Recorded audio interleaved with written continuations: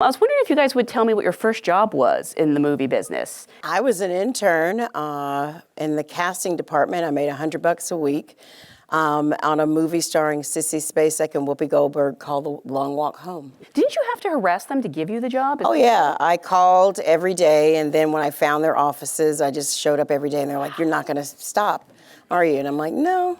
So they gave me $100 a week, and I thought I was a millionaire. I hear that's how you got the role in this film, too. Yes, pretty much.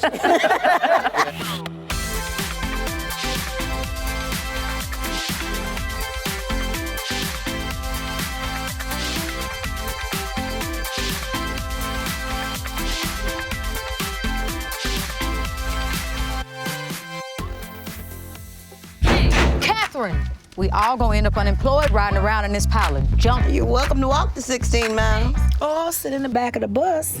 Kiss me up. You have identification on? We're just on our way to work at NASA, sir. I had no idea they hired. There are quite a few women working in the space program.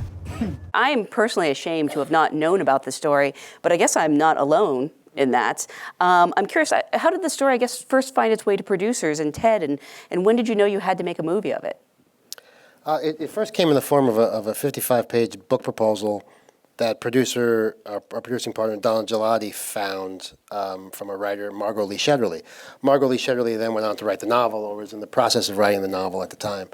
And Margot had spent 6 years researching these women, as Margot's father was a research scientist at NASA. And so she grew up with Katherine Johnson, Dorothy Vaughan, and Mary Jackson.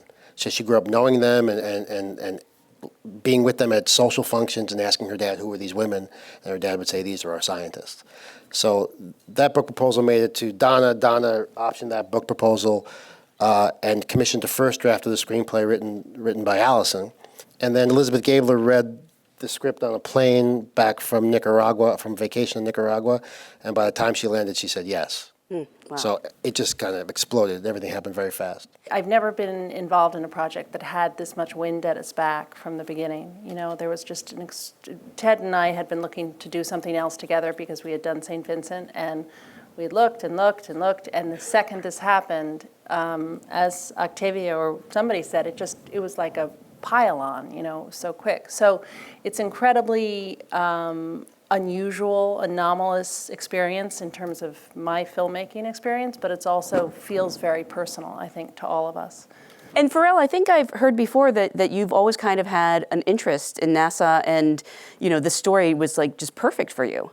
Yeah, space since I was a child, like it's always intrigued me. You know, I used to ask my mom questions like, you know, what are the stars and where do they come from? What makes them come from out of nowhere?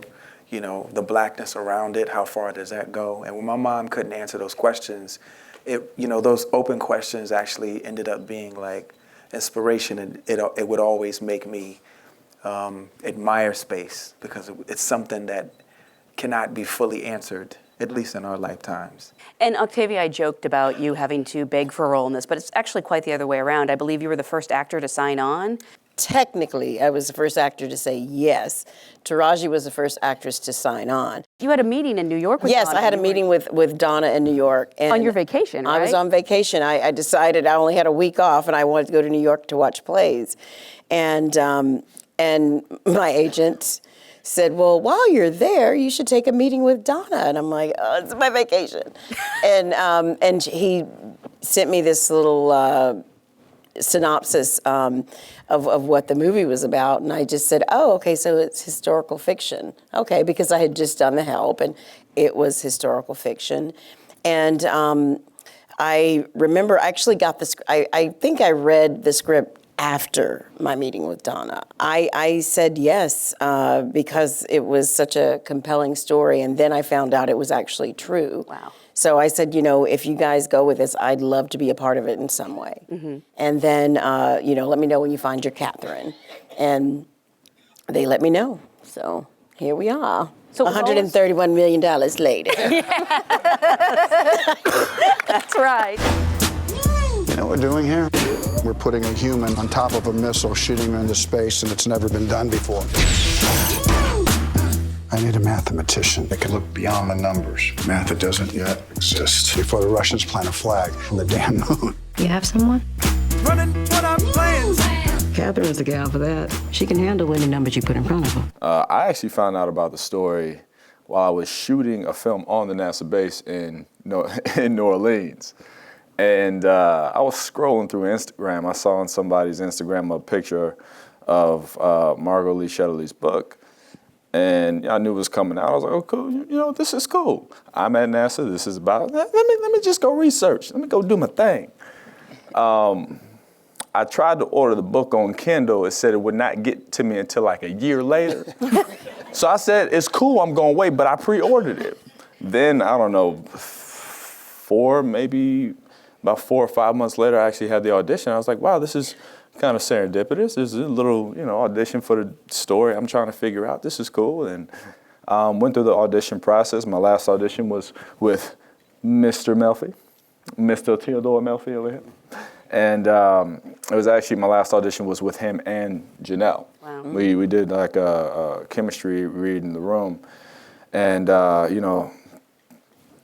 Ted was so blown away by my skills that he just, he couldn't say no. But no, I was really proud of the fact that the story was being told. It's something that's so very necessary, as we've seen. And the fact that it's taken on the country as a whole is absolutely astonishing. And I'm proud to be a little cog in the whole machine. In 14 days, astronauts will be here for training.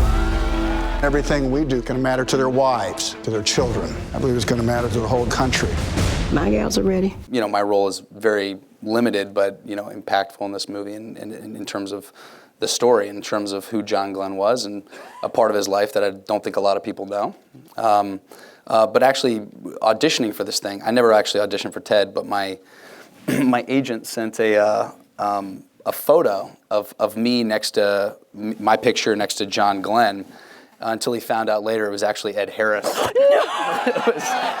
Oh my God.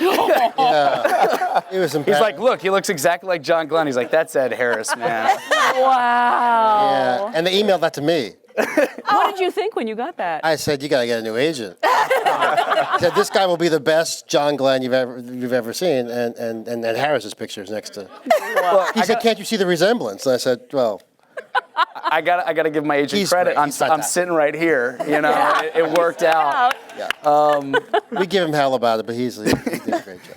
After years of therapy, I realized my mother is Humphrey Bogart. Let's be honest. She's hard drinking, hard smoking. She does not fit into the normal feminine box. She really did want to be a pilot in World War II. She loves the underdog. I don't know how old your children are, but do they understand what you do for a living? Yeah, they know what I do. They don't quite understand all the stuff you do after the movie. They sort of like, why do you keep talking about it? You know what I mean?